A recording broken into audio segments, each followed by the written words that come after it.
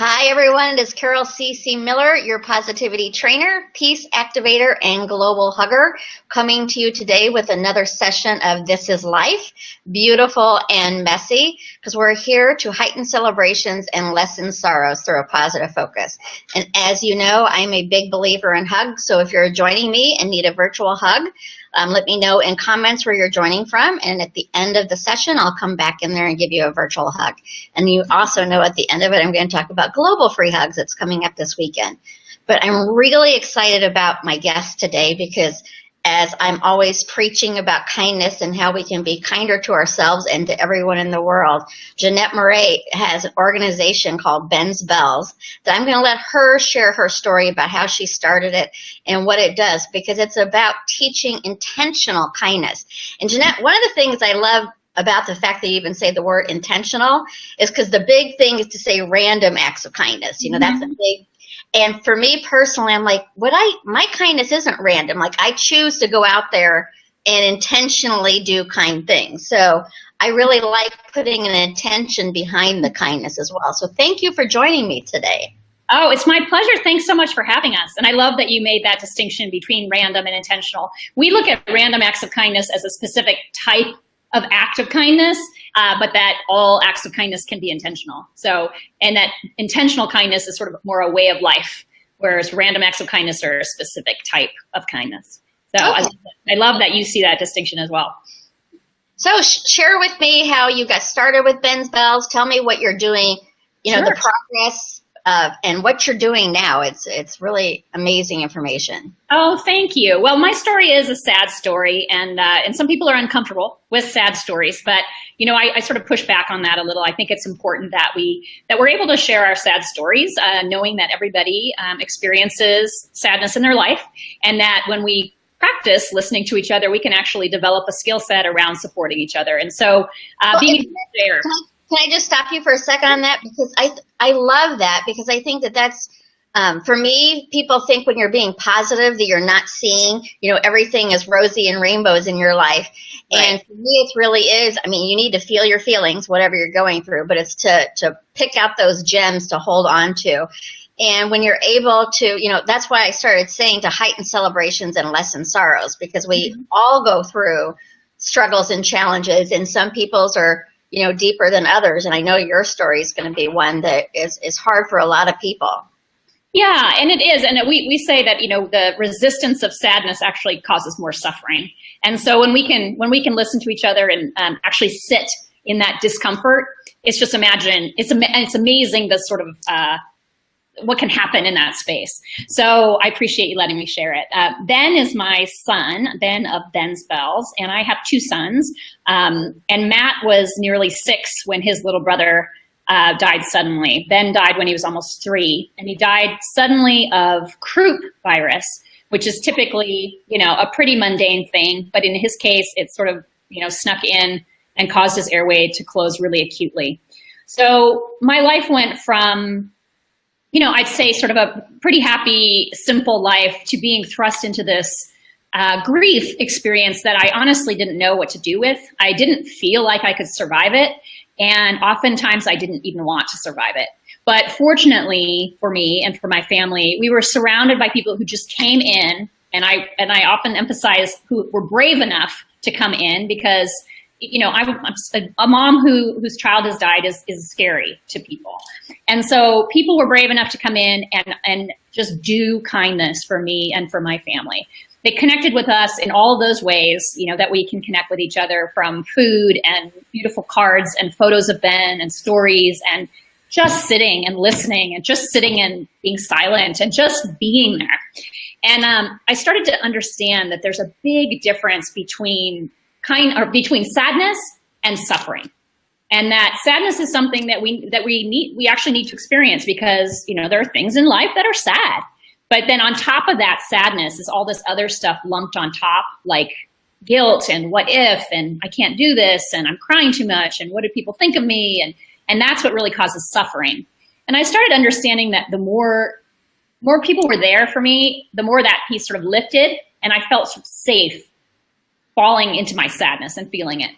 And I also realized quickly that I needed I need everybody to treat me with kindness, including complete strangers, who had no idea what I was going through. I was walking around looking pretty ordinary, when on the inside I was suffering, I was dying.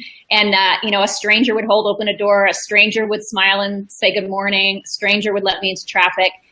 And each of those moments might seem small on its own, but each of those moments was like oxygen to me. And I felt like I couldn't survive, and somebody would connect with me in the simplest way. And in that moment, I knew I could survive. And I started appreciating kindness in a completely different way. No longer was kindness sort of, oh, it's nice and it's rainbows and butterflies and just be nice to each other. It was raw and courageous and powerful and completely life-saving to me. And yes, go ahead. I'll keep talking if you don't get it. No, I can already see that this is going to go off into several different tangents just from what you said already. So I love that. But I just saw recently Sheryl Sandberg talking about a new book that she has called Option B. Right. And her husband tragically, shockingly died a couple years ago. And she was talking about what you were saying, how, all of a sudden when she went back to work, people would ignore her because people don't want to say the wrong things. And they also, when you think of it, they don't want to remind you of what you're going through, but right. You can't remind somebody that their child just died. It's never not in their head. Exactly. So if I say something to you, it's going to bring back those memories. It's like, no, those memories are there. Oh, yeah. People would say, oh, I didn't want to bring it up. And I would just say, just consider Ben is up. He's up. Yeah. Ben is up all the time. I'm never not thinking about it. So I would find myself wanting to say to somebody, some stranger would connect with me, again, in a really simple way. And I would just want to say, you have no idea who you're dealing with right now. And I want you to know that what you just did might seem small, but it is so important. And I felt like if people knew how powerful they were, and how they're intentional, their choice to connect with me, how important it was for my healing, that we would all do more of it if we understood that we are profoundly powerful creatures and that we have the ability and the power, if we choose to employ it, to really, really make a difference in our, in our local spaces. And of course, then we know that spreads outward. So Ben Spells was the way that sort of came up with to honor Ben's life and to also to shine a light on this kindness that was keeping us going and to show gratitude for that kindness. So, oh my gosh, I didn't even have a Ben Spell right next to me. Oh, no. I need to grab a Ben Spell to show you. I'm trying to figure out which one. I'll show you. I'll pull one out here in a second. But okay, good. They're beautiful. I know. Like, duh. Ben Spells are these beautiful ceramic wind chimes, and they're special because the pieces of them are created by the community. So we always say by the time one is finished, I have a whole bunch hanging up here. I can walk with you, right? Yes, of course. Walk with you. Okay. So here are Ben's bells up behind me, hanging up there. Can you see? Go up there. I can see. Go up again. Go up. Oh, perfect. Now, they're beautiful. Yeah. So they're these beautiful ceramic wind chimes. And they have beads on them and they have these different pieces. So we always say by the time one Ben's bell is finished, that at least 10 people have worked on it. So each bell is really special and really symbolic of community and connection. And then what we do with them is we hang them randomly around for people just to find. So you can't just buy one, but rather we hang them in public places and they have a tag that says, you have found a Ben's bell, take it home and remember to spread kindness. So it's a really simple concept. We started it in my garage. On the first anniversary of Ben's death, we hung out 400 of them. And then that was sort of going to be it. But what happened was people who found bells had stories of their own, about grief, about healing, about hope, about, why a connected community was important to them, about why kindness is important to them. And so we had this really organic sort of energy and growth of Ben's bells, and it just grew and grew and grew. Now it's 14 years later since Ben's bell started. It's 15 years since Ben died. I have a picture of him right here. Can you see? Hi, Ben. Aw. So the little guy is Ben, and the bigger one is Matt. So there's Ben, and there's Matt. And so the organization now is much bigger, and the bell is still a symbolic centerpiece of the work we do, but the heart of the work we do is kindness education. And we do that all before throughout. Yeah, Sure. I can't wait to talk about that. But before we talk about the educational piece, what inspired you? How did you come about creating the bell concept to do that? I mean, I know that you said that even random strangers, smiling and holding the door. When did you notice that that kindness was so crucial for you, and that you created the bells to start doing? I noticed. I mean, I started appreciating the kindness, immediately. I could not have survived without the kindness that was surrounding me. And I became really aware of it. And I became really aware of when I was able to reach out in kindness to other people. Initially there's a sort of self-protection, needing to focus on myself and my family to keep us going. But I remember a really important sort of transition in my grief was when I could be there for other people, and I could help other people, and I could do kindness for other people. So that was a really interesting evolution in my grief as well. But the kindness was just immediately, I was overwhelmed by how powerful and important it was in my life. As far as the bell itself, I don't have a great answer about why that symbol came about. I was running. Running was one of my main strategies for dealing with some of these feelings, and I came up with this idea. I drew it on a piece of paper. Some friends and I played around with it, and we came up with a prototype. And then we just did it in my garage for a little bit. I had a little bit of ceramics experience, and then it grew from there. I mean, it's just, I'll post the YouTube video in comments later, because it's just such a touching story, and just to see them hanging out is so powerful. So can you share some of the stories that you've heard back from people? You mentioned that people have their own stories. Do they share them with you? Oh yeah, we have a place on our website where people who find bells can share stories. Oh, and really, we get every kind of story you can think of, from moms like me whose children have died, finding bells and them, being pretty sure that the bell was some sort of message from their child, to a college student who was just, had no perspective and was feeling sorry for themselves, and they find a bell and they're like, this put things in perspective for me. I've been sort of whining. I'm so fortunate to be able to be going to school. It just helps, change my perspective, to everything in between. Right. I mean, we hung bells after, the murders at Sandy Hook. We got some very profound stories from that community. And then, just life is hard, and people go through a lot of difficult things. And so the bells are very symbolic. And it's not like somebody finds a bell and it's like, oh, my problems are now solved. Yeah. But they find a bell and they do feel connected to something. They feel like, okay, I'm in this with other people. Other people are also experiencing life. I'm not alone. So they symbolically have a lot of power, a lot of meaning. It's amazing how special they are to people. We hear great stories about, people handing them down after they die, like somebody getting it, and somebody, being really excited to get that bell. People get the Be Kind tattoo on their body. So it's just really cool to see how the community has taken the symbolism and run with it. And we actually think that's a fairly important part of the work we're doing, is that there is symbolism, that we can see visually out in the community, that helps remind us that we're all in this together, and that together we can really make a difference, in our quality of life immediately. Absolutely. And I think just even finding the bell, like you said, it is a connection. It shows right there, just by reading that note, that there is somebody out there who may not know your personal story. Matter of fact, doesn't know your personal story, but they're there to say that you matter, and to realize that you matter, and to spread kindness where you go. So exactly. And one of the risks, and you've already spoken to this, the risks of sort of talking about positivity is that we end up sounding sort of Pollyanna-ish and be like, oh, just be positive. And I think one of the best things we can do is to recognize and accept that we humans are complicated creatures, and that there's a lot of stuff that's hard, and that there's some relief in just that acceptance, and in acknowledging and embracing our imperfection, our flaws, the messiness of the world. Yeah, I think I always tease it. That's part of my calling is to reframe the word positive, that it's not all Pollyanna. And I mean, we all go through things and challenges or just normal everyday frustrations. When people say, I'm like, I'm not always positive. The work that I do, I am focused on being positive a lot because I coach it and I write about it.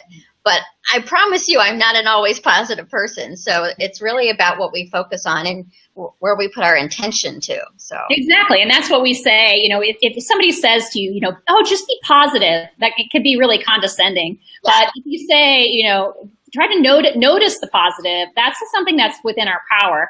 And we know that, you know, a lot of the work that we do at Ben Spells is around the brain and understanding how our brain works. And we know that the human brain has a negativity bias, right? So our brain is really well adapted to notice danger, which is good when we're in danger.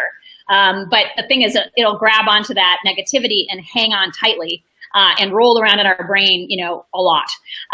But the cool thing is we can intentionally calm that part of our brain and focus on positive things and change our brain and improve our lives. Yeah, that's one of the things when I first started. I mean, I've always been a pretty positive person, but when I got into coaching and training and learning, I used to be that person who would say, just be happy, just be positive.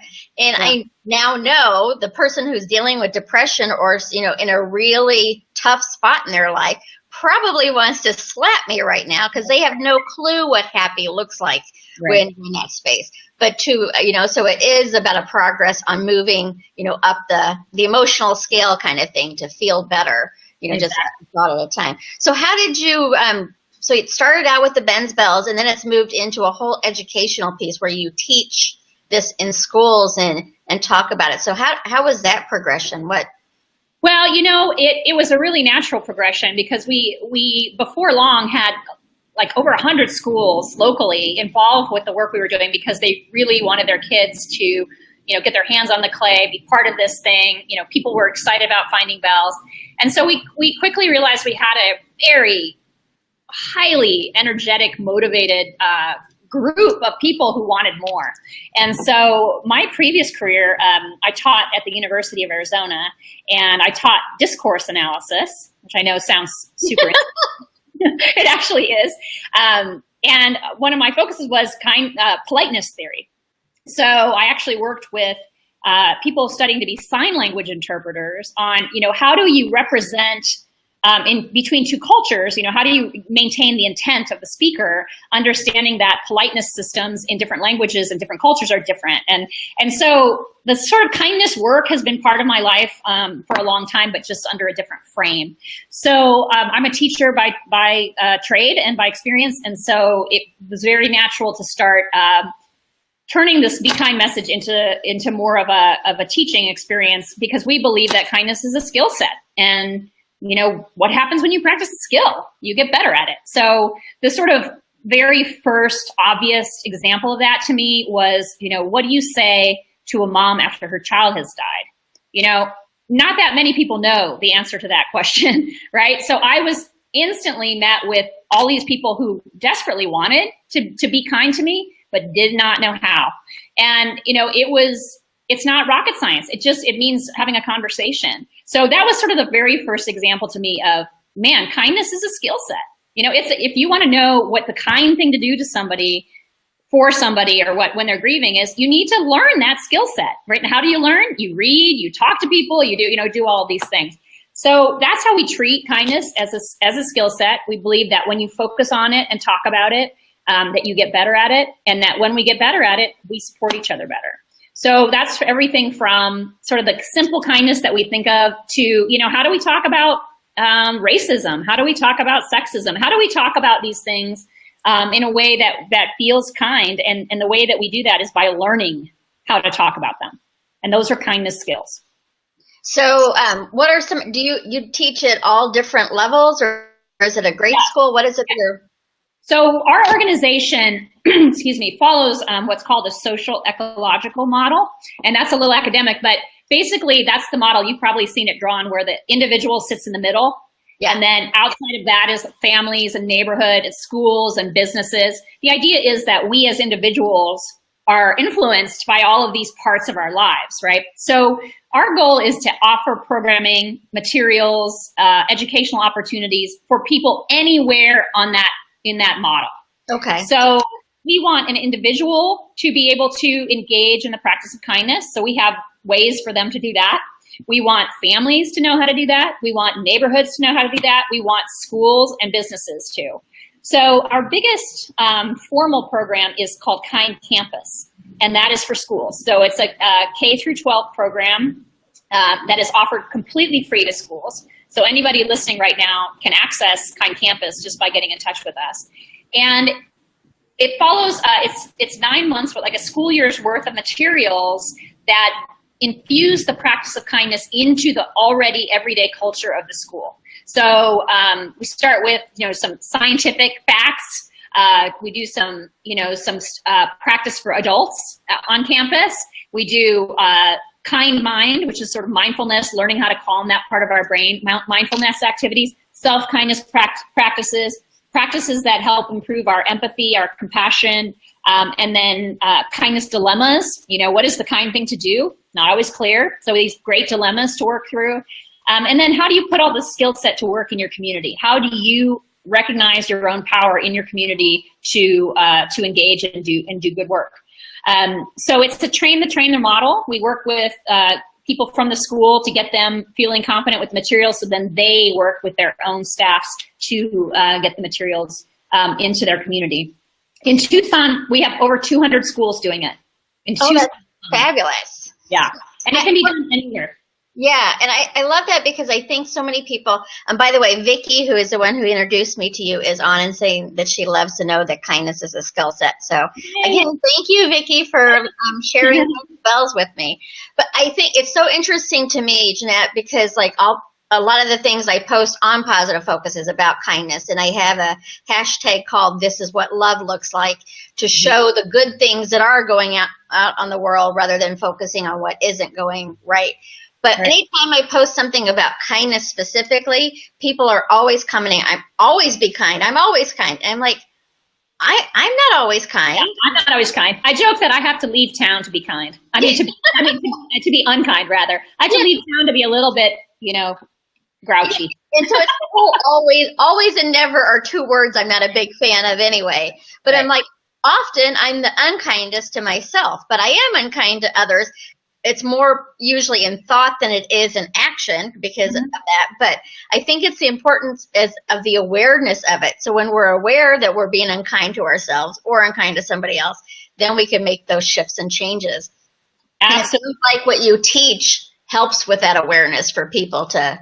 Well, that's where we start. So the foundational practice is on self-awareness and self-kindness. So we believe that kindness doesn't happen unless we are self-aware and we practice self-kindness, that is foundational to the practice of kindness for other people. Because if we can't understand our own emotions, the way our own brain can be self-protective, that sort of thing, it's really hard to have that sort of compassion for another person.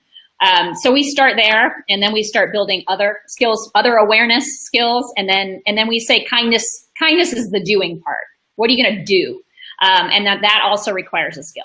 One of the easy examples I use is, after Ben died, would it be kind to, do something for me and my family, or would it be kind to give us our space? And you can argue both sides of that. But if everyone had given us our space, and you could rationalize that that's the kind thing to do, then we would have been alone and we wouldn't have survived this. So we encourage people to learn how to connect with each other without intruding on each other. And that's a level of awareness that requires a little bit more focus. Yeah, well, and especially when you're dealing with the death situation, because people don't, as we talked about, they don't know what to say. And I've heard, and again, I'm going to go back to Sheryl Sandberg recently on an interview I heard. She's like, people would say, "How can I help you?" And she's like, at that time when you're in that grief, you're like, "Well, you can bring my husband back. That would help me." Exactly. So rather than saying, "How can I help you?" to say, "I'm going to bring you dinner tonight," or whatever, to be specific in how you're going to help to share that kindness. Exactly. And that's a skill that you have to hear this conversation. And when you hear this conversation, you'll never make that sort of mistake again, right? So yeah. I've been saying too, don't say, "Oh, call me if you need anything," because the grieving person is too overwhelmed to orchestrate all their grief support. So instead, say something specific. Would it be helpful if I brought you dinner? And then the person can say yes or no. Would it be helpful if I dropped, if I took some laundry and got it done for you? Whatever. Come up with something specific and then allow the person to say yes or no. But saying, call me if you need me, is not an effective strategy. And people think it is because they don't want to intrude, so that way you can call me if you need me. But it really is in that moment of being so overwhelmed that it would be nearly impossible to think about calling somebody. Exactly. And that's a perfect example of how the intention is kind, but the skill set is not there. So it might be my intention might be kind, like, oh, I don't want to bring up Ben's name. That's a good intention, but you don't know, but we haven't learned enough yet to know that, well, actually a lot of grieving moms want to hear their child's name, So you can only learn these things by talking about it. So if something makes you really uncomfortable, that's something to learn about, right? So if you don't know how to talk about grief, ask somebody, talk to some people, because you can learn, and then you will feel skilled when you're in that situation. If you don't know how to talk about sexism, talk to somebody. If you don't know how to talk about racism, talk to somebody, learn. All of us can keep developing these skills so that we feel competent, and then we're kinder, because one of the places we get most self-protective is when we don't understand something or we don't know something. And so we get self-protective and we either respond in a way that's not kind or we just back off. Right. And so it takes courage to have that sort of growth mindset to say, I have to keep learning. I don't know everything. I need to keep learning. Yeah. And Melissa just mentions the fact that, all skills require practice, especially kindness, which brings up a point to me, because for me, I think being kind requires so much courage, because a lot of people think you're being a doormat when you're being kind. And there's nothing about being a doormat. I mean, you can be a doormat, but that's not part of what being kind is. So I think to truly be a kind person requires a lot of strength and courage. It does. And we distinguish between being nice and being kind. And being nice is more maybe about pleasing and being agreeable and, not rocking the boat. Being kind is a greater good sort of quality. So that means sometimes having being brave enough to have a conversation that may be uncomfortable, right? I mean, it might be nice for me to, take on that project that you asked me to do, but it might not be kind because now I'm not going to be able to see my family. I'm not going to be able to I don't have enough time to do a good job on this project. So being nice you can sort of feel it just from the word, right? Being nice is sort of more like, I want everyone to like me and I don't want to rock the boat and I want to be a pleaser. Whereas being kind calls on something deeper from us, a different level of self-awareness and a willingness to maybe be uncomfortable in a situation, say, I don't know what to do here, or I don't know how to handle this. That can be uncomfortable for people. And so kindness does take courage. It does. And even when you're talking about earlier, as far as, dealing with a grieving mom or something, years ago, I had been in a hospital research program as a child. And when I was in my early 20s, so that was like at 12 years old, my early 20s, I found a card from one of the moms who had their infant baby in the hospital at the same time. So I sent her a Christmas card that year, was so excited to reconnect. And she responded back that her baby had died like 3 years after I had been in the hospital. I was devastated, and I called my mom crying. I'm like, I just brought this up to this woman. How could I have done that? And she's like, Carol, that woman thinks about her baby every single day. Your Christmas card did not make her relive the death of her child. So it's really, we want to be kind in ways that really isn't necessarily being kind, like by ignoring. Exactly. And then your example is a perfect opportunity to look at self-kindness as well, to being able to say, there's no way I could have known that. And I need to let myself off the hook a little. And then what a wonderful opportunity to say to her, oh my goodness, I am so sorry to hear that, do you want to tell me something about your child? Or, an opportunity for you to then be able to actually support her in a way that you wouldn't if you hadn't brought it up. Right. That's true. So how do you teach, or what do you work with when you're dealing with being kind in an unkind situation? And I certainly don't mean personal safety, because we need to make sure we're safe and protecting ourselves. But absolutely. So we do start with understanding the nature of our brain and how our brain works. And we understand that there's part of our brain that is very self-protective. Again, that's good news if we are, I always use the example, if you're in Tucson in the desert and you're hiking and you see a mountain lion up on the path, it's really good.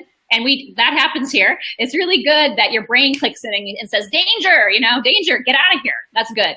The thing is, that self-protective part of ourself clicks in a lot. And it clicks in when we're not in danger, when we're, so for me, I was brought up in a family where, knowing things was really valued. My dad's an academic, and he likes to know everything and be right, and I am the same way. I like to know things, and I like to be right. So when somebody disagrees with me or points out that I'm wrong, that's threatening to me, right? So that part of my brain will click in. Fortunately, I have a skill set to calm myself down and say, Jeannette, get over yourself. You're just wrong. It's okay. But really, that kind of threat can cause people to lash out. It can cause people to end relationships. It can cause me, to say, who are you, and get really nasty. It's hard to be able to calm that down and say, oh, so you disagree with what I'm saying? Let's talk about that more, which would be kind, right? But that takes skill set. And it takes a skill set to calm that part of our brain that is so defensive. And just acknowledging that we all have that part of our brain is a good first step in that. Yeah, I like that, because it is something that we tend to get very defensive when somebody says something in disagreement. Mm-hmm. And you want us like, no, of course I'm right. So exactly. I think, and I'm not going to get political here, but this is something I'm seeing right now a lot, is that there's a lot, that talk about racism and stuff in our country, which is important conversation. And we as white people get really defensive at this idea of white privilege, right? And it's like, it's fascinating to watch how we all go like this, right? What if we just hear that and hear it and explore it and have conversations? Instead of just sort of shutting it off. So that kind of stuff comes up regularly, where we feel like, that's threatening to me, and so I'm going to react. And we often react from a part of our brain that's not super thoughtful. Yeah, and we're also often reacting on something that's not even our story. It's like, it's the whole white, well, I'm not that white privileged person. Right. It's not me. So it is so interesting that way. And what you were talking about when you sometimes can say the wrong thing, and I've mentioned this in another broadcast before, that, I'm intentional on being kind and being loving and working on that all the time. As I said, I'm not always kind and loving, but It is my intention. But for many years, until about a year ago, I said a statement quite often, actually, that truly is unkind, when I would say I throw like a girl, because I cannot throw to save my life. Perfect example. Yeah, and when I saw a commercial about it, it was like ding, ding, ding, because I did not mean all girls throw bad. It was a statement I've heard for years, and I'm like, I can't throw. Well, guess what? Carol Miller can't throw, but girls can throw just fine. Exactly. But I was just shocked how I'd been saying that for so long and not even thinking of how I was, painting a brush of all girls not being able to throw because of that. So. And then some of us, in put in your place, would like hunker down and get super defensive at having that pointed out, right? Because we don't want to be thought of to be a bad person. Right. So what if we could just hear people and then learn from it? Go, I'm not going to say that anymore. That's how we make our world kinder, is by saying, I said that, I didn't intend that, but that's how people heard it. And so I'm not going to say it that way anymore. I catch myself saying stuff too that I didn't intend it that way, but now I see why somebody would take it that way. And instead of feeling defensive, or I might feel defensive, but then I'm going to calm myself down and say, it's okay. It's all right. It's that great Maya Angelou quote, and I won't get it quite right, but do the best you can until you know better. And then when you know better, do better. Yeah. And that, the term that we throw around in education these days is growth mindset. And growth mindset is just vital for kindness, because we don't know everything. And when we act like we know everything, or when we think we're supposed to be perfect, that's like anti-kindness, because it means you're not going to be kind to yourself. You're not going to be kind to other people, because you're not perfect and they're not perfect, and it's not going to go that way. So if we can allow people to make mistakes and actually grow from their mistakes instead of just writing them off, that is important stuff for a kind culture. Yeah, well, Melissa here just commented, I don't know if you could see it, that she's studying neuroplasticity and her mom had a severe stroke. And that some people have been really kind through the process and others not, and it takes patience. Yes. Jeannette, have you heard of a woman named Jill Bolte Taylor? I don't think I have. Sorry, I'm just plugging my computer in. So she is not now. She was a neurosurgeon, and she studied the brain because her brother had, oh my goodness, her brother was schizophrenic, her older brother. So she went to school, studied it. And I believe it was in her early 40s. I don't know for sure, but she was young. And she had a massive stroke. I do know her story. Yes. I just didn't know her name. Yeah, and so it was interesting when Melissa was talking about, some of the people taking care of her mom were kind and others were not. How when she was unable to talk, she could feel the energy of the people coming in as the kind people, like they would put their hand on her and talk to her through the process, even though she couldn't tell, where other nurses would just come in and, clean the bed sheets and do everything, but not really address her as a person. So it's really interesting to the level that kindness can go to without it even being a spoken word. Absolutely. And you can feel it. And when I talk about grief and how to support people who are grieving, one of the things I say is, don't talk too much. There's not a lot of good things to say. There's a lot of things you can say that aren't good. And there's not so what if you can just be with somebody? Yeah. And like, if you can just be with somebody and you are in that being, you are supportive. I mean, the grieving person will totally feel that. And they will remember you as somebody who could sit there in that discomfort and not be scared off. And that is powerful. That is powerful. Or being able to admit, I don't know what to say. I don't know what to do. All I know is I love you and I want to help you in any way I can. And I'm just going to keep showing up. That takes courage because, again, we're admitting to not knowing something. We're admitting to being out of control. And that's actually fairly comforting for grieving people because the grieving person feels out of control. And so when other people try to act like they know what to do and they say, oh, you should this, or, at least that. And I've got so many of those things, at least you have another son, at least he died fast. And it's like they're trying to come up with a nice, neat package to put this in so they have control. And there's no control. The situation is messy. And when somebody gets down there in that mess with you, you can feel it. And it's such a comfort to just have somebody in the mess with you. Yeah, and I think it's interesting just sitting with somebody because I think a lot of us, like I know for myself, I'm a fixer. I want to fix when somebody's sad or hurting or whatever. So just like I can't fix that for you. I can hopefully or sit with you, but I think a lot of people want to fix it and not knowing how to fix it makes it harder for them to just be in space with you and sit with you through it. So exactly. So that's one of the first things we say is your job is not to fix the person. They actually need to feel this bad. The job is to give them as much safety and comfort as they feel these scary feelings. Let them know that there are other people there with them. And I don't recall now if I saw it on your website when I first was looking, but to go from your pain to your purpose. And another woman who I have on quite a bit, she's usually co-hosts with me, Tina, she lost her daughter in childbirth from medical negligence. And it's been 11 years. And so she had to go through, she said she forgave the doctor in a few years, but it took her many more years to forgive herself for what took place. But she has now made that her pain her purpose. And, she talks to people. She went to Rwanda and talked to people who dealt with genocide to be able to help people, to speak about that pain. And so you're not suffering and you're able to talk about pain without it being through suffering.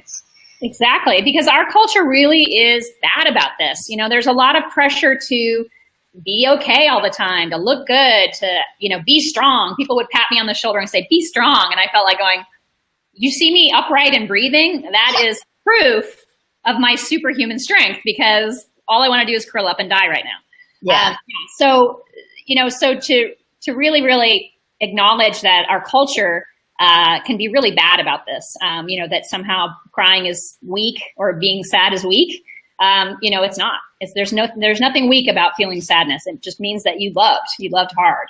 So. Well, and our culture doesn't allow grieving to be like, once the funeral's over, it's time to get back to reality and start doing your 9-to-5 job normally, kind of thing. So, I think it goes back to being uncomfortable with it. We're uncomfortable.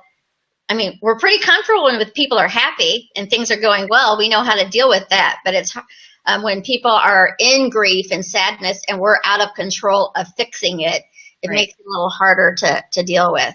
And Vicki just mentioned that death reveals our own vulnerabilities. It makes us uncomfortable. Oh yeah, and vulnerable. And Brene Brown does such good work around vulnerability. But it's true. I mean, we are vulnerable. That is not an opinion. That is a fact.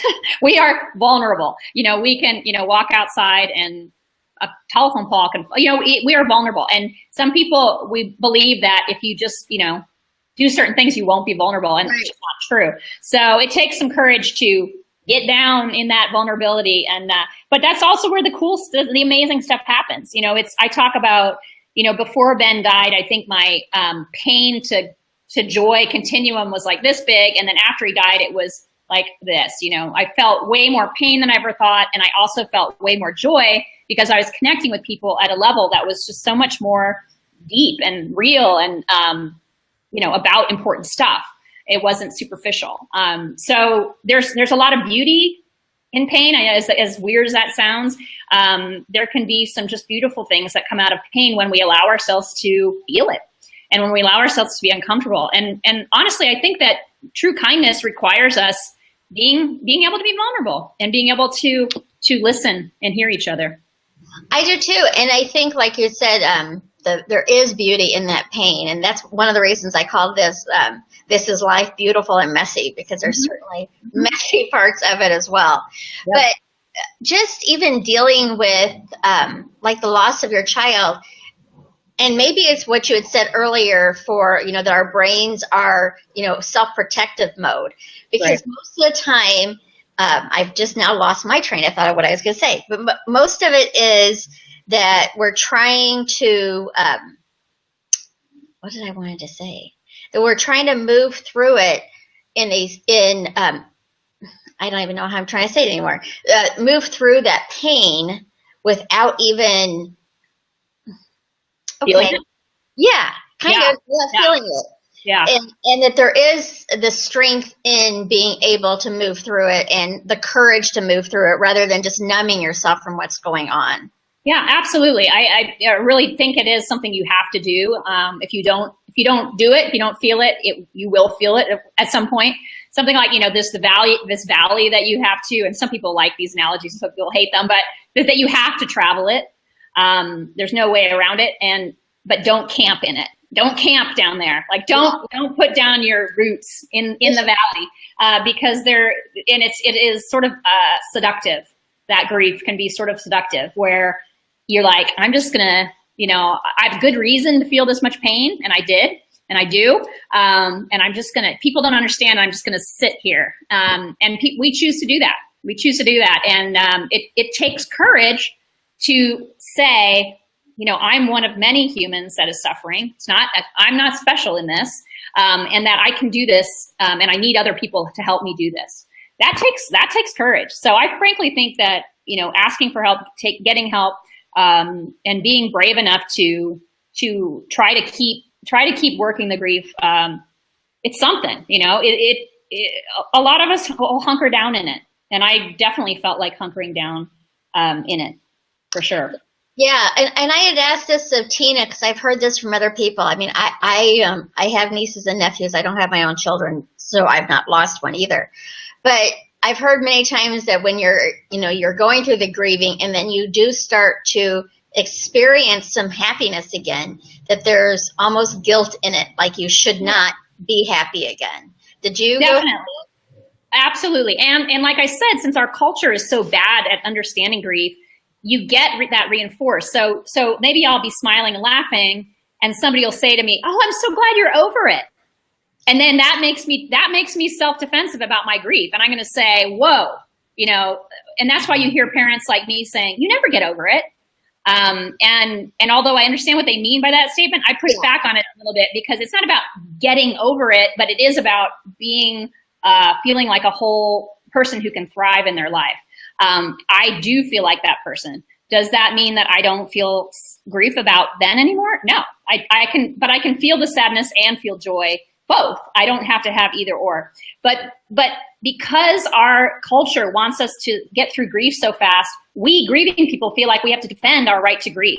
And so we will actually, put our heels in and say, wait a second, it's been 6 months. Are you kidding me? That's nothing.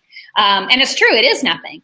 But if our culture understood what grieving is and how long it takes and what we need for support, then we wouldn't have to hunker down in it so much. Does that make sense? Yeah, it absolutely did. Have you heard of Sheryl Sandberg's new book called Option B? Absolutely.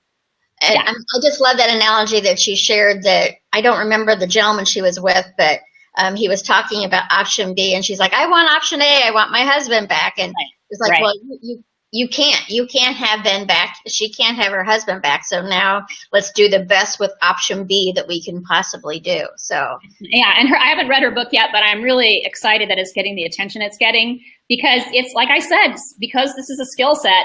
Reading her book will help people understand what grief is, and give some people ideas about how to support people who are grieving. Yeah, and I think it will be a huge impact, because she even mentioned in the interview that I saw that prior to her losing her husband, she was that person who would kind of shy away from somebody because she didn't want to say the wrong thing. And so she learned through her own experience. It's like just, the power of a hug, or somebody saying, she's like, not to ask, how are you? How are you today? Exactly. That made a difference for me, I lost my husband, but how am I today? Oh, I'm breathing, I'm here, kind of thing. So exactly. When somebody gives you that option, how are you today? It is them saying, I realize that grief is up and down and all over the place. So what is it like right now? And then they need to be open to hearing, I feel like crap right now. But they also, if you trust a person who's asking you that, you also will say, actually, I went to a movie yesterday with a friend, and I actually laughed at the movie. It felt like, they're going to trust you with their progress and their grief, because they know you're not just going to say, oh, good, you're done, But I remember feeling that feeling of like, don't you, try to rush my grief, and don't you underestimate it, and if people were sort of respectful of that, of how big it was, then I was much more likely to be honest with them and share my progress. That's kind of exciting, right? To trust somebody enough that they're going to say to you, I can remember the movie that I first laughed at. I remember thinking it was Big Fat Greek Wedding. Yeah. And so Ben died 15 years ago. So that movie had come out. I was scared to go to the movie theater. I felt like I can't do this. And I was with a friend who I trusted, and I laughed. And it was a relief. It was a relief. Yeah, it can be very cathartic. And I think when you were just saying the trusting somebody, it's also for you to be comfortable to be vulnerable with them. Exactly. To be able to share that. So I have the one question is, besides, of course, Ben, who would be somebody who has inspired you to do what you do? What has been famous or non-famous, but somebody that you look up to as an inspiration? You know what? I have a lot of those people, and it's always people who are dealing with hard stuff and who are brave enough to talk about it and share it. I mean, I don't think everybody needs to share everything, but I'm so inspired by people who say, I went through this, it was really hard, and this is how I did it, or, and now I'm doing this or whatever. I'm so inspired by people who are willing to be messy and real. I think there is nothing inspirational about perfection. I have a problem with people, saying, oh, I won't say who it was, but there was a celebrity years and years and years ago whose husband died, and people were going, oh, she's so strong, she never cries. And, she wasn't saying that, they were saying it, but that idea that being strong means you are like this all the time, that is not inspiring to me. I really appreciate some realness, some authenticity, right? So, I'm inspired by the people who I've met since Ben's death. I've met a ton of people with really tremendously sad stories. who have really done amazing things in their families, in their communities, in their own heart, facing this big bad stuff. And it's amazing when people can not have sort of a victim mentality about it, you know, where they understand that something awful has happened, but they don't dwell in that. They try their best, and it's not easy. They try their best to make life and to honor the person that they lost in that way. And again, being real about how much it hurts and how hard it is, but still trying to do it. So I could name like 100 people right now, and they would be nobody that everyone knows because it's just people that I've met. As far as people sort of in the spotlight who do it, you know, I think Sheryl Sandberg is an excellent one. You know, I think Robin Williams very bravely tried to, you know, share about mental illness and the stigmas attached with mental illness. And again, celebrities showing their flaws is really, really difficult. And when they do, I think it's powerful because people do listen to celebrities. And so when they're willing to show a little vulnerability, I think it can do a lot of good. I absolutely agree. And I like to say, let fear visit, just don't let it move in, because we're all going through things like that. Right, so, right. Just before we close up, what would some easy tips that people can start doing today to be kinder in their own world? What would you recommend? Is there anything for them to start with right now? Absolutely. The very first thing is to not to underestimate the power in a small moment. In the research, there's a researcher named Barbara Fredrickson, and she calls those micro moments of connection. So that's the stuff like I was describing, sharing a smile, holding a door. These things that seem small have really tremendous potential to change people's lives. And when you allow somebody to feel that feeling of being seen and connected to, they are more likely then to offer that to somebody else. So there's that beautiful contagious factor with kindness. The place we start with Ben Spell's practices is starting to become more self-aware. So we play around with this idea of metacognition, which is the idea of thinking about your own thinking. And there are some easy practices you can do with that. And one of them involves a bracelet. And I know people have done bracelet exercises in different ways, but this one is just, you have a bracelet or a watch or a hair tie or a rubber band or whatever on your wrist. And you come up with something that you want to be aware of. It might be a behavior, it might be an emotion. We do this here at Ben Spells as a staff. For example, you might say, I want to notice when I am self-critical. Okay, so you say that to yourself. I want to notice when, you might say it to your whole family at dinner, everybody notice when you're self-critical. When you notice it, you just move the bracelet to your other wrist. Okay, you don't judge it, you don't say I shouldn't be you just notice it. And then you go on with your day, and then you recognize yourself being self-critical again. You go, oh, I just did it again. And you move it back. And what happens over a little bit of time, that's metacognition, right? Thinking about your own thinking. You become aware of it, and it becomes, so it's not just habitual. So you're sort of moving it out of that part of your brain, that just self-protective, automatic part of your brain, moving it into a more thoughtful part of your brain where you can say, oh, isn't that interesting that I'm being self-critical right now? And then the next step will be actually employing a strategy that helps you calm that part. We have resources at our website, benspells.org. Like I said, the Kind Campus program is free for schools. We have a program for workplaces called Kind Colleagues. And these sort of practices are built into these programs where it's just about how do we work some of these things into our everyday so that we're developing this muscle, right? Where that gets stronger and stronger, and kindness to ourselves and other people actually gets easier.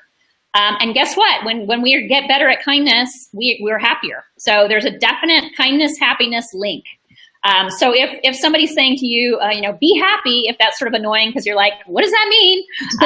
Maybe be kind is a better route. For me, I know it is, because be kind is something I know how to do. I can choose it. And in that action of kindness, that connection, the happiness will be just a lovely side effect that I will happily accept.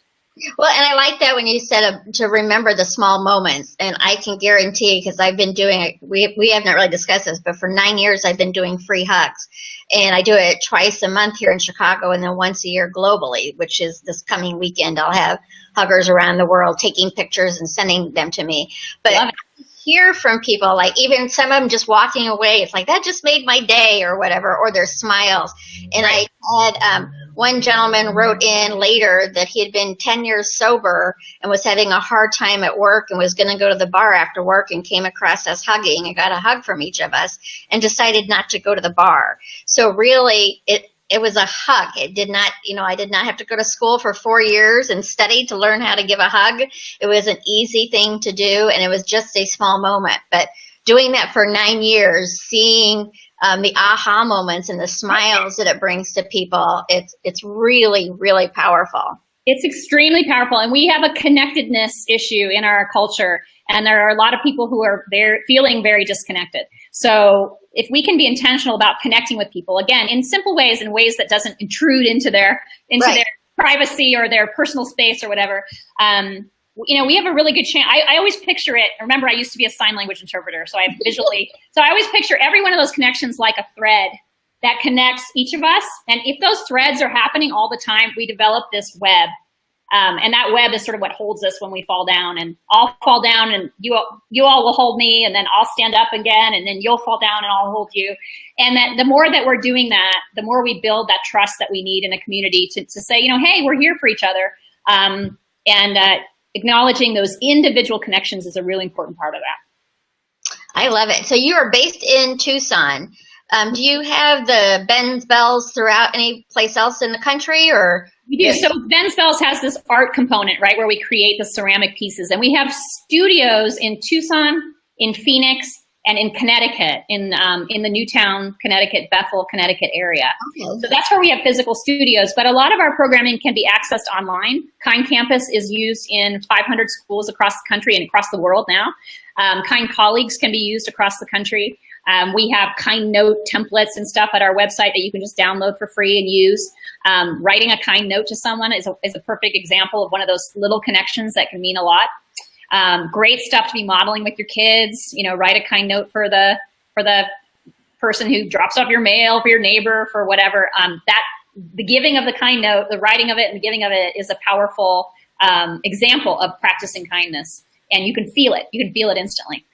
Yeah, and like you said, even just like sharing a simple thank you to the bus driver and, people that we often take for granted and just walk right by and to smile. And there's so many ways to spread kindness that doesn't require a lot of time or energy on your part. So absolutely. Do you have anything else going on? Well, anything else, because you're so busy with your Ben's Bells. Going on. Anything that you'd like to announce or something else? I'm going to put your website in comments so people can reach out to you that way too. But Great.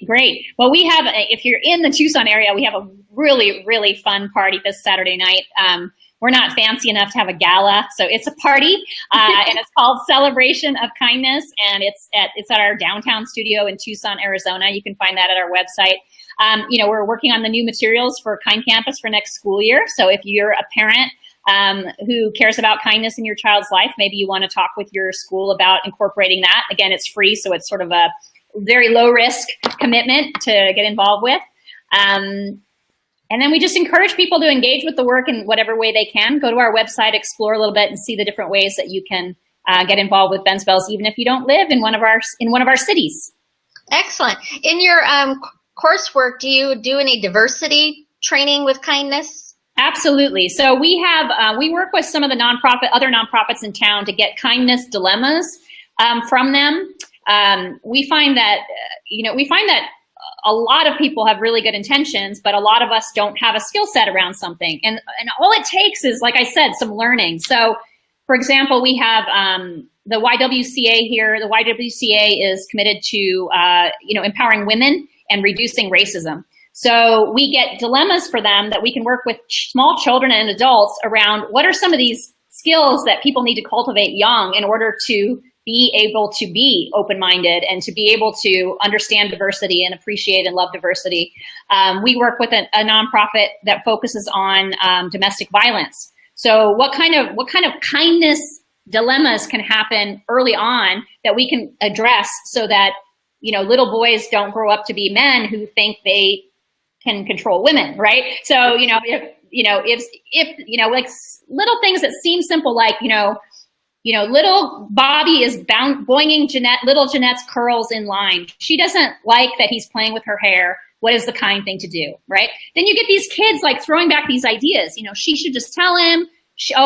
Boys will be boys. You'll get them all these things, and you actually get to address some stuff around a little girl being able to own her body and be able to say, I don't like that, and that's understood as kindness. That kindness is not niceness. Kindness is not about saying, oh, I don't want anyone to feel bad. Kindness is about being able to, with confidence, say, this is my hair and I really don't want you touching it. I like that you like my curls. Thanks, but don't touch them. So we can learn these from these little experiences early to sort of nip in the bud some of these behaviors that become habitual when we get older.